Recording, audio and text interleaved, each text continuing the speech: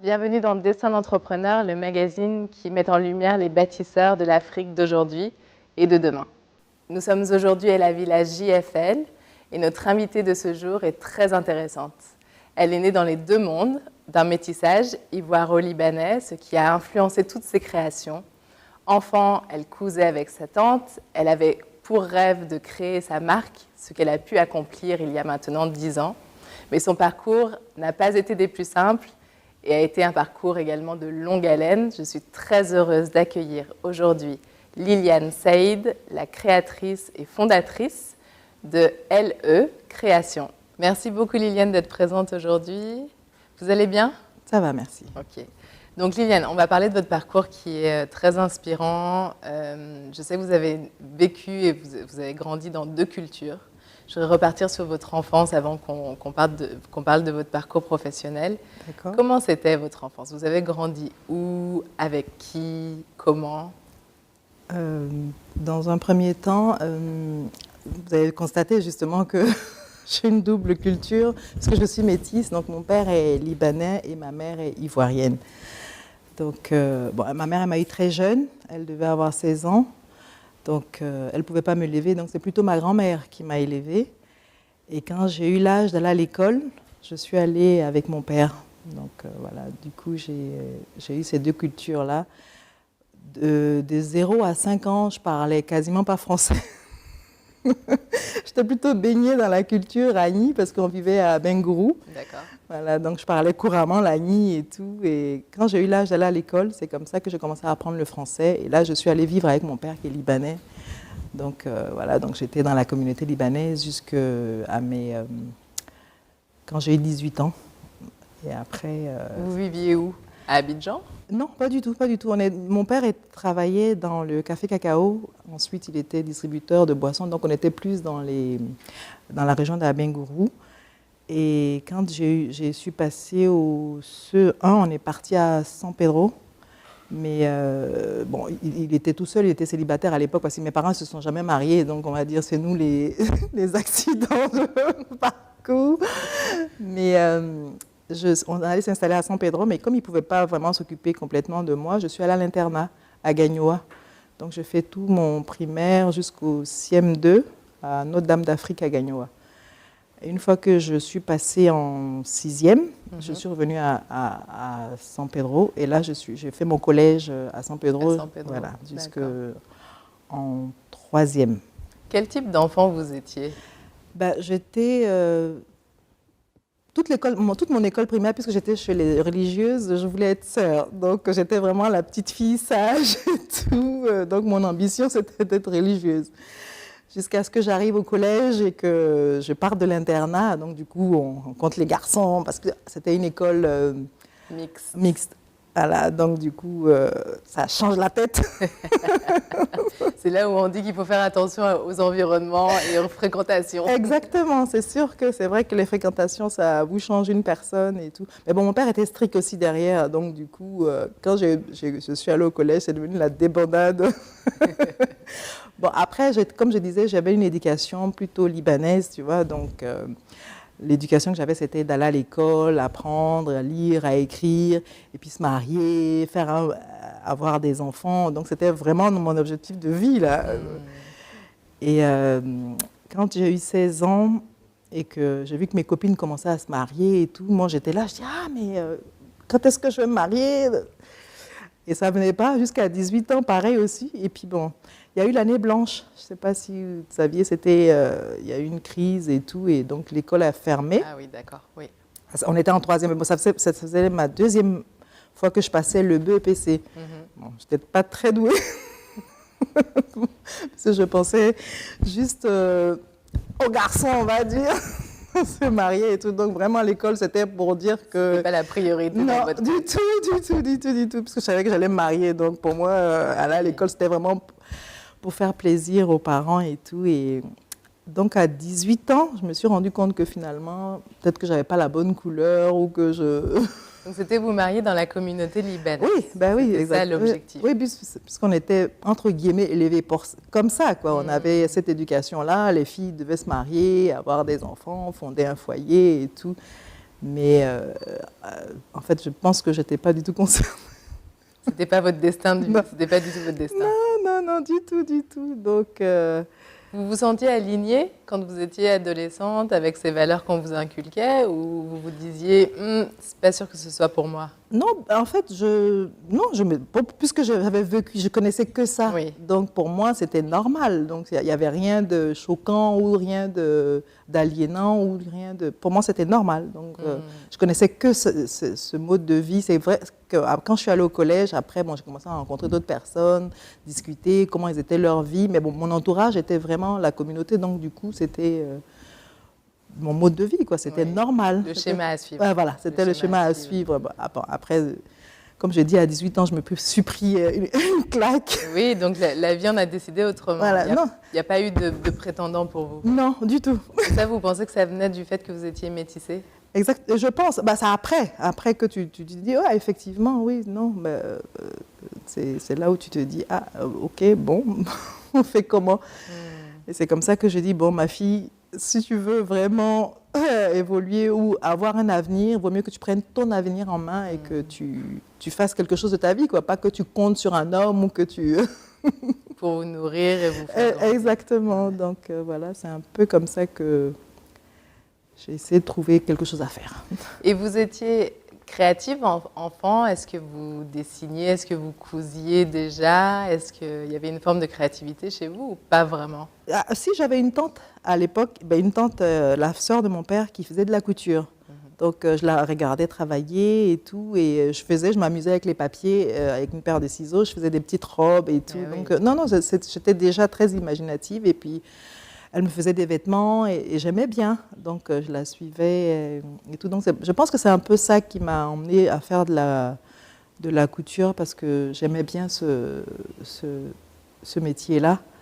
Donc, quand il y a eu à faire un choix, et vu que je n'avais pas de diplôme, le BPC, je l'avais loupé 2 fois. Donc, c'est vrai qu'à l'époque, on disait, quand tu n'as pas de diplôme, tu partais faire les 3C, la couture, la coiffure. L'autre, la troisième, je ne sais plus ce que c'est.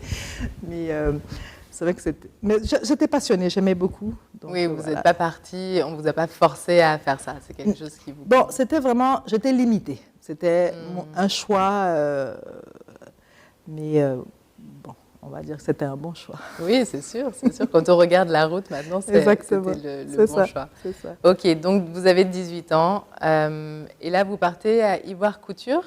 Oui, en fait, comme je ne connaissais pas grand-chose, donc j'ai pris un annuaire téléphonique, parce qu'à l'époque, on avait des annuaires. Il faut expliquer à nos téléspectateurs jeunes ce que c'est. C'est un gros carnet non, il était vert ou jaune, dans lequel on avait les adresses, les numéros de téléphone des entreprises et tout. Donc, je me suis dit, chercher une école de couture. Donc, je regardais l'annuaire, école de couture, j'ai vu Ivoire Couture. Donc, je les ai appelés et je leur ai dit, ah, bonjour, c'était pour savoir si c'était en cours d'année en plus. Vous prenez les élèves en cours d'année et tout. Ils m'ont dit, oui, oui. J'ai dit à mon père, tu sais quoi, je pense que je vais aller me chercher, comme on dit. Bon, entre-temps, lui, il s'est marié, il a eu un enfant et tout. Donc, bon, il s'est dit, il m'a un peu lâché les... Il vous a autorisé à partir, parce que c'était un papa strict. Oui, c'est ça. Donc, il m'a dit, non, écoute, il n'y a pas de souci, si c'est ce que tu veux faire et tout, on va t'accompagner. Puis bon, j'avais de la famille à Abidjan, donc j'ai appelé ma mère, parce qu'entre-temps, elle me suivait aussi de près, parce qu'elle avait fini ses études, elle travaillait et tout. Elle m'a dit, écoute, on t'accompagne chez mon frère qui est à Abidjan, qui va t'héberger et tout. Et donc c'est comme ça que j'ai débarqué comme une grande, à 18 ans. Entourée quand même de la structure familiale. Toujours. Parce que bon, je ne serais jamais partie si c'était pour aller à l'aventure. Même moi, parce que je suis une peureuse. Ah bon, on ne croirait pas. Hein. Quand on voit la route, on ne croirait pas. Si, une grosse peureuse. Donc là, ça allait parce que maman était là. Oui, voilà, elle m'a dit, c'est ça. Il va t'accueillir. Donc voilà, c'est comme ça que j'ai débarqué à la capitale. Alors, comment ça s'est passé, l'arrivée à la capitale? Un choc, parce que nous, à San Pedro, c'était une petite ville, tout le monde se connaît, et puis il y avait mon père qui m'emmenait partout en voiture et tout, et là, je débarque dans une famille. Bon, c'était mon oncle que je connaissais, mais on n'avait jamais vraiment habité ensemble, donc c'est une autre encore culture, tu vois, une autre, parce que là, c'était le côté ivoirien, donc c'est un choc que culturel, entre guillemets, on va dire. Et il fallait se déplacer en bus, il fallait... Je vous raconte une anecdote. Oui, je veux bien les anecdotes. Mon père, il m'envoyait à l'époque 50 000 francs CFA pour manger. Non, pas manger puisque j'étais nourrie et logée, mais au moins pour mon transport, pour mes petits... Et donc, j'allais à l'école de couture en bus. Et j'avais des copines que je me suis faites à l'école et tout. Elles m'ont dit une fois... Tu viens comment? Tu te déplaces comment? Je dis non, en bus. Elle m'a dit, ah, mais viens, on rentre ensemble à la maison et tout, puisqu'on est sur le même trajet. Bon, c'était la ligne 05, là, j'étais à Kumasi. Donc, on prend le bus et tout, et je vais pour acheter mon ticket. Elle me dit, mais pourquoi tu vas acheter le ticket? Je dis, ben, au moins, dans un bus, il faut acheter un ticket. Elle me dit, mais non, on descend dans 2 arrêts. On n'a pas besoin d'acheter des tickets. Je dis, vous êtes sûre? Elle me dit, oui, mais on fait ça tout le temps. Je dis, OK, allons. Donc, on monte dans le bus, on n'achète pas de ticket. Et on est là, on est assis, on discute, et même pas on était debout, on discute et tout ça, on rigole. Puis j'entends crier « Contrôleur, contrôleur !» Bon, je sais pas, je viens de débarquer de mon village, je sais pas ce qui se passe. Donc ils arrivent, ticket, ticket, ticket, ticket. Mes copines, ah mais on n'a pas de ticket, on n'a pas... Allez, descendez dans le panier à salade. Moi, je sais pas, je dis que c'est quoi le panier à salade et tout. Donc on se retrouve dans un cargo. Me voilà en pleurs. Ah, ils vous ont emmené au poste de police? Non, pas encore. Okay. On était stationnés et tout, mais je suis en train de pleurer et tout. Donc les gars disaient, mais pourquoi tu pleures? Parce que mes copines, en fait, elles ont eu le temps de fuir. Parce que moi, je ne savais pas. Elles vous ont laissé seules. Oh. Moi, je ne savais pas parce qu'elles ont entendu les gens crier contrôleur, contrôleur. Donc elles savent. Moi, j'étais là, toute heureuse. Donc j'étais dans le bus, dans le cargo, en train de pleurer et tout. Et j'avais mon voisin qui était très gentil d'ailleurs, qui m'a dit « Mais pourquoi tu pleures? Il n'y a rien, il faut payer, et puis tu vas descendre. » Je dis « Comment ça, faut payer? » Il dit « Non, c'est 2000 l'amende. » Je dis « Ah bon, c'est tout? » Mais pauvre, 2000 qui me restaient pour le mois, ben, je vais te payer. Et puis du coup, je suis descendue, je dis « Plus jamais. » Et là, vous avez donc appris la vie, les rouages de Abidjan. Abidjan, ouais, franchement. Et ça m'a fait un choc parce que je me suis dit « Mais attendez, c'est quoi ce truc ?» Mais bon, ça vous forge. Vous êtes resté amie avec les amis qui sont sortis du bus? Oui, mais bon, Un peu de loin. Exactement, ne me conseillez plus. Voilà, les apprentissages de la vie. Et donc, c'est comme ça que j'ai appris la vie. Et puis, bon, j'ai fait mon école de couture. Donc, et ça se passe bien à l'école de couture? C'est ce que vous... Très bien, très bien, franchement. J'apprends vite. Et l'idée de découvrir, d'apprendre quelque chose et de faire d'un bout de tissu ressortir quelque chose qu'on a imaginé ou donc quelque chose qu'on vous propose et que vous en faites un produit fini. Franchement, ça me plaisait. Oui, j'aimais beaucoup. Gratifiant. Gratifiant, exactement, c'est le mot que je cherchais. C'était très, très gratifiant et non, j'ai passé de super moments. C'est sûr que c'était dur cette vie-là, mais ça forge une personne et ça vous permet de mûrir plus vite. Oui, de grandir. De grandir plus vite. Ouais. Non, c'était passionnant. Et après ça, du coup, donc vous finissez votre école de couture et là, qu'est-ce que vous choisissez de faire? Ben, entre-temps, quand je suis arrivée, j'ai rencontré quelqu'un que je... L'amour. Oui, parce que je connaissais personne, justement. Donc, j'étais, comme je dis, dans le fin fond de Kumasi, là-bas. Et une fois, pareil aussi, dans un bus. Je suis dans mon bus et je vois quelqu'un passer à moto. Je dis, mais je connais, c'est quelqu'un qui venait me voir à mon travail. Parce qu'à un moment, j'ai travaillé avec mon père aussi à la boutique quand j'ai arrêté mes études. Et je dis, ah, mais je connais et tout. Donc, je descends du bus et je vais lui dire, bonjour, tu vas bien? Ah, mais qu'est-ce que tu fais là? Je dis, ben, je suis à Abidjan et tout. Et donc, c'est comme ça qu'on a commencé à se fréquenter. Entre-temps, comme je disais, je ne sais pas être seule. Je suis allée habiter avec lui. C'est devenu une histoire d'amour. Exactement. Donc, et je continuais l'école de couture. Et au bout de 3 ans, quand j'ai fini, j'ai ouvert un petit atelier. Et en zone 4, à Marcory, et ça a duré 6 mois. Bon, à l'époque, je faisais vraiment du sur-mesure. Les gens venaient, je faisais leur tenue, commandaient et tout. Et j'avais des clients qui avaient une entreprise, un monsieur qui avait une usine, qui est venu me voir, il m'a dit « Ah, mais Liliane, je vois que tu fais de la couture et tout, que tu gères l'atelier. Moi, j'ai un grand atelier de couture, ça ne t'intéresserait pas de venir t'occuper de la production et tout ça. » Je lui ai dit « Écoute, moi, je suis là, fais-moi une offre. » Il m'a dit « Écoute, fais tes calculs, dis-moi qu'est-ce qui te conviendrait et tout. » Je fais genre, j'étais trop débordée. Je négocie. Alors, ça tombait très bien, parce que le temps d'attendre les clients et tout, machin, c'était pas évident, parce qu'à l'époque, je connaissais pas grand monde. J'avais quoi, 22, 21, 22 ans. Donc, je connaissais pas grand monde à l'époque. Donc, il n'y avait pas les réseaux sociaux pour exactement, faire... Exactement. Là, c'était vraiment du bouche à oreille, ou alors il fallait faire des grandes affiches, mais bon, tu n'avais pas les moyens. Je venais de finir l'école de couture, j'avais aucun revenu. Oui, une fois que le loyer payé, tout le matériel payé, c'était compliqué. Voilà, c'était compliqué. Bon, après, comme je vivais en concubinage, entre guillemets, donc je veux dire, ça m'aidait aussi. Donc, c'était pas trop dur, on va dire. Mais quand il m'a fait cette offre, j'ai dit, ah, écoutez, voilà peut-être ce que je gagne par mois. Il m'a dit, on te donne le double. OK, donc c'est comme ça qu'au bout de même pas un an, je suis allée travailler en entreprise. Alors, comment ça se passe l'arrivée? Parce que là, ça va grandir à nouveau. Du coup, c'est une structure plus importante, des collègues. Oui, et surtout en plus, il fallait gérer, il y avait plus d'une centaine de personnes. C'était un gros atelier qui faisait des t-shirts publicitaires.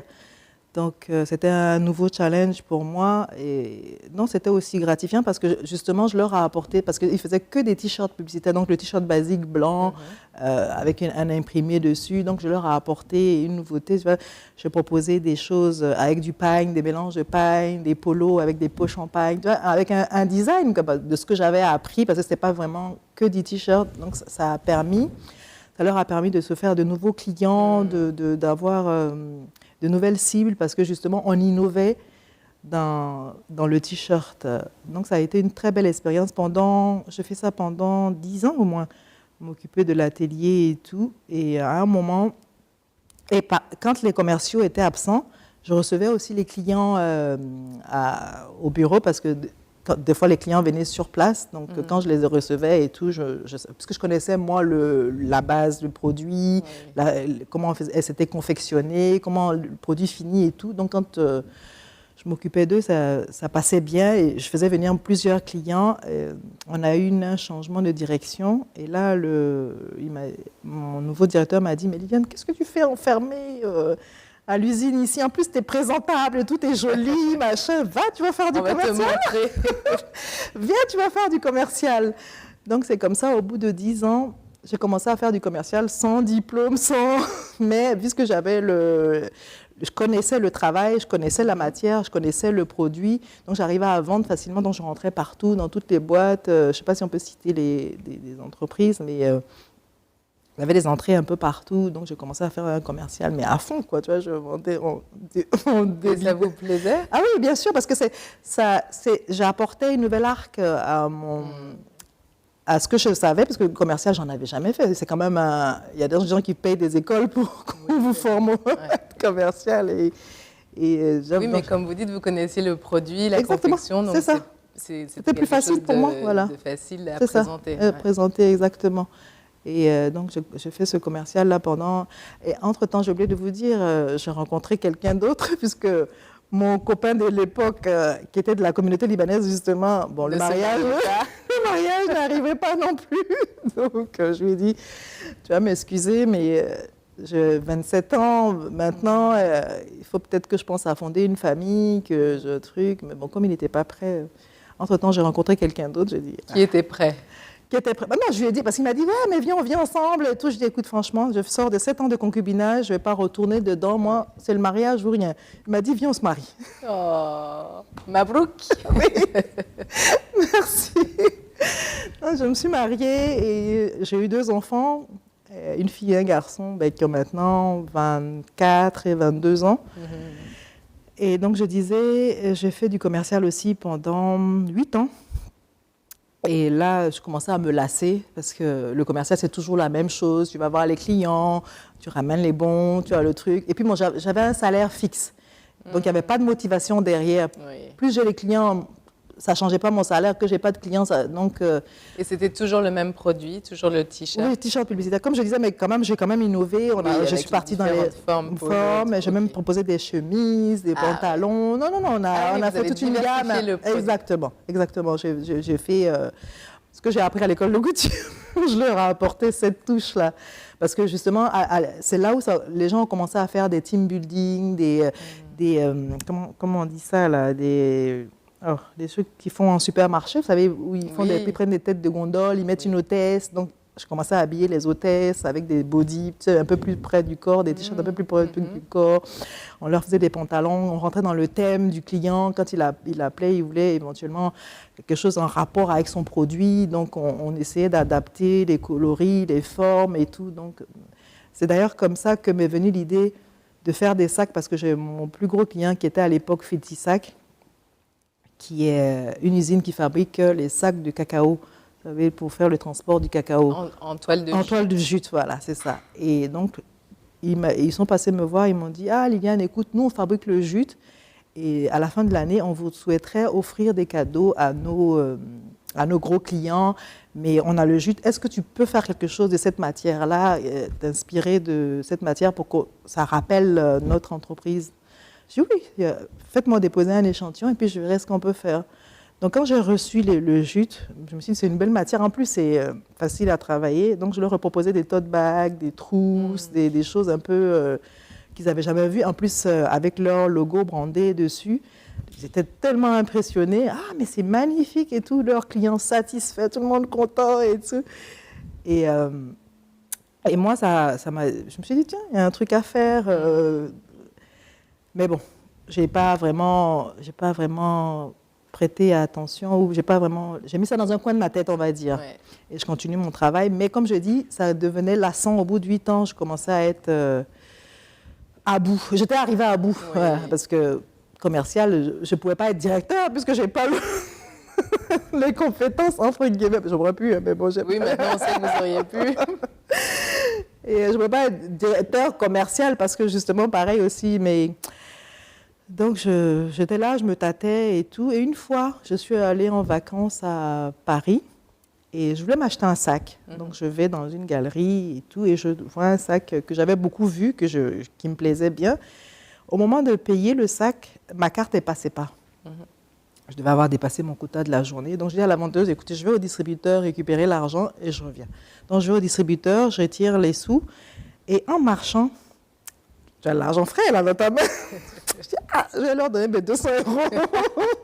Je cogite dans ma tête. Je dis, attends, je ne vais pas quand même leur donner 200 € pour un sac. En plus, c'était un sac, c'était pas en cuir, c'était un sac en jean avec des sequins brodés dessus et tout. Je dis, mais c'est un truc que je peux faire moi-même. Pourquoi je vais leur donner mes 200 €? Donc, je change de trajectoire. Mais ça a été le déclic. Exactement. Et donc, puisque j'étais à Paris, donc je vais dans une mercerie, j'achète les sequins, j'achète la toile et tout. Et quand je rentre à Abidjan, j'avais une copine qui avait le sac. Je dis, donne-moi 2 jours ton sac. Donc, je récupère, je fais le patron et je donne à un tailleur à l'usine qui fait le montage impeccable. Et j'en fais 3-4 et je propose à mes copines. Elles me disent, ah, mais... Parce qu'en plus, il était très tendance, ce sac, à l'époque. Et tout le monde dit, ah, mais tu l'as eu et tout. Je dis, mais c'est moi. Ah bon, mais il est magnifique, tu devrais en faire pour en vendre et tout ça. Je dis, OK, donc j'en ai fait plusieurs dans des coloris différents et tout. Et on m'a dit, ah, mais écoute, il y a un marché de Noël à l'école, parce que les enfants étaient à l'école en ce moment. À Sévigné, il y avait un marché de Noël. Pourquoi tu ne prends pas une table et tout, tu fais un petit stand et donc, j'ai pris un stand à l'école. Ça a cartonné, bien vendu. Et là, on était maintenant à l'époque des réseaux sociaux. Facebook venait d'être créé. Puis il y a une copine qui m'a dit, ah, mais pourquoi tu ne te mets pas sur Facebook et tout ça pourrait marcher et tout. Donc, on a fait les photos. On a mis sur Facebook. Bien évidemment, ça n'a pas loupé. Mais t'es une tricheuse. Vous n'avez pas d'idée. Copieuse. Je dis non, c'est pour vous montrer mon travail, ce que je sais faire. Je commence à faire quelque chose que vous connaissez. Vous voyez, vous savez que... Et donc, c'est vrai qu'après, j'ai commencé à faire moi-même mes modèles, mes créations, avec les inspirations. Le jute, j'ai commencé à faire des sacs en jute que je proposais en ligne et tout. Et ça prenait bien. Et entre-temps, je travaillais toujours à l'usine. J'avais négocié avec mon patron une machine, un tailleur qui serait exclusivement pour travailler pour moi. Donc, il montait mes affaires et moi, je mettais en ligne. J'avais fait un petit showroom chez moi. Et donc, c'est comme ça que j'ai commencé à vendre. Voilà. Donc là, la route entrepreneuriale commence. Oui. J'ai hâte de découvrir la suite, mais on va marquer juste une petite pause et on sera de retour très rapidement pour Destin d'entrepreneur.